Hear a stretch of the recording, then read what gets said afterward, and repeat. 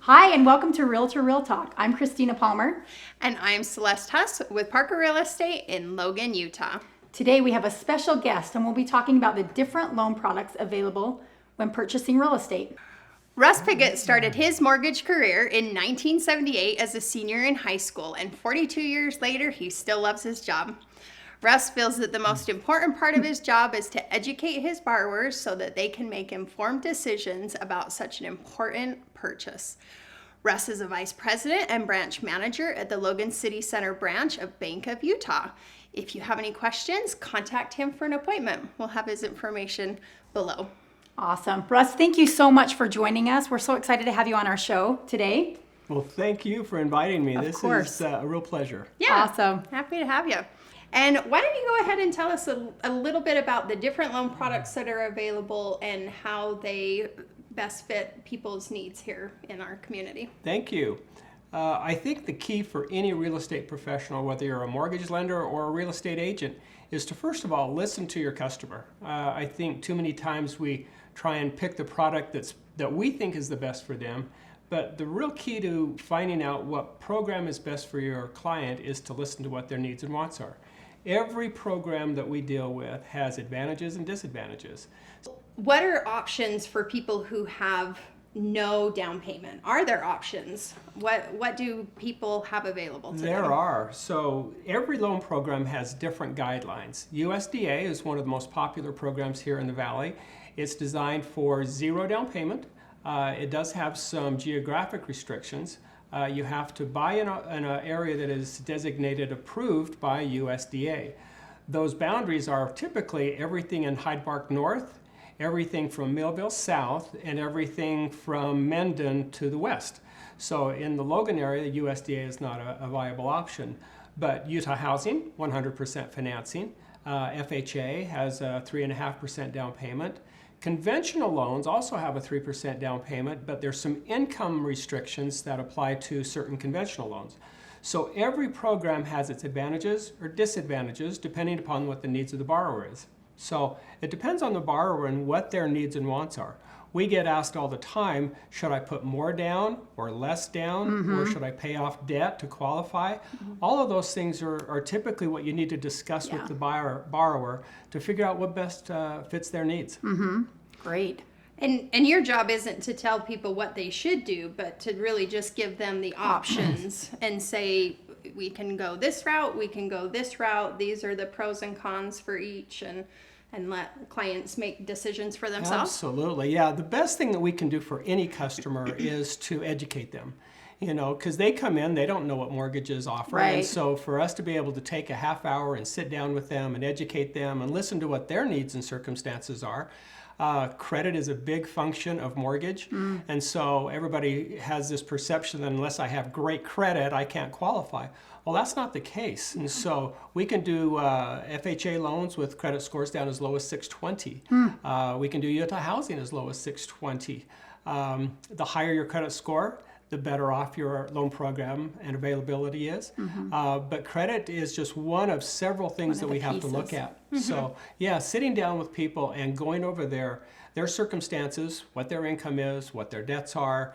And one of the biggest questions we ask is, how long do they plan on being in the home? You know, if they're only going to be in the house 2 to 4 years, then we'll maybe look at a different option than if it's going to be their long-term home. So listening to what your customer's needs are is probably the most important thing any real estate professional can do. Okay. Let's talk about down payments and gifts and those type of things that I think a lot of people have that perception, oh, I've got to save all this money for a down payment, but there's other ways that they can borrow or they could, have it gifted. And can you go into details on some of those things? Absolutely. Some of those options? Thanks for asking.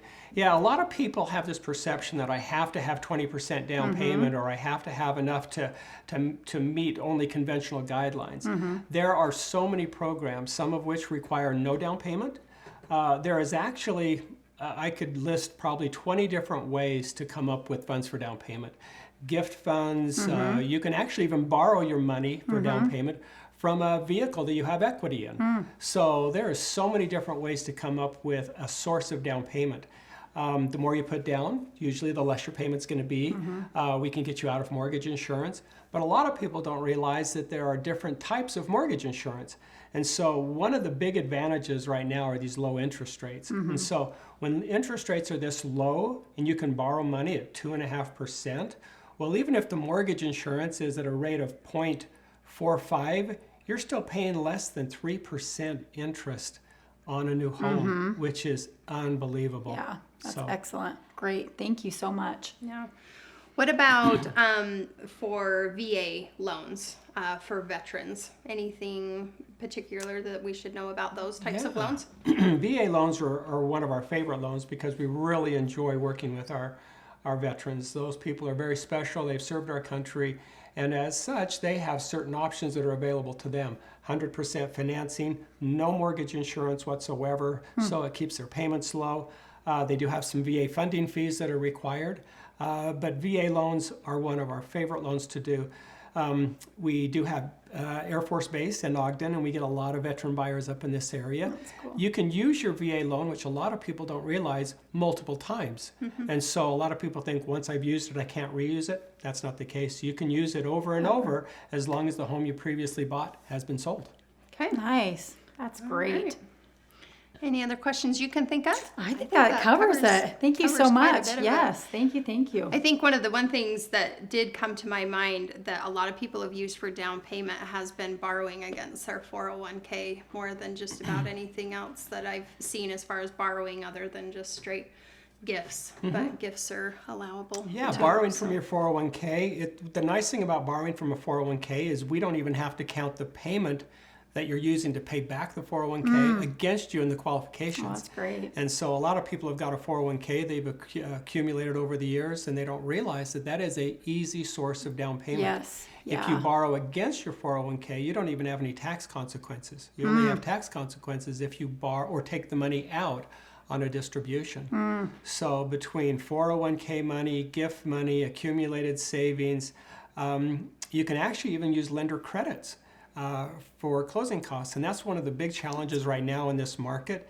is that with the high demand for housing, it's really hard to ask a seller to pay your closing costs.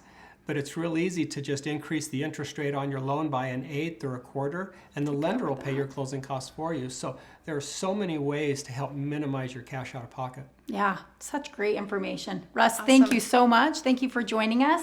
Hey, give us a thumbs up and don't forget to subscribe to our channel. And if you have any questions or video topics you'd like to see us cover, leave them in the comments below. See you at our next open house. Bye-bye. Bye.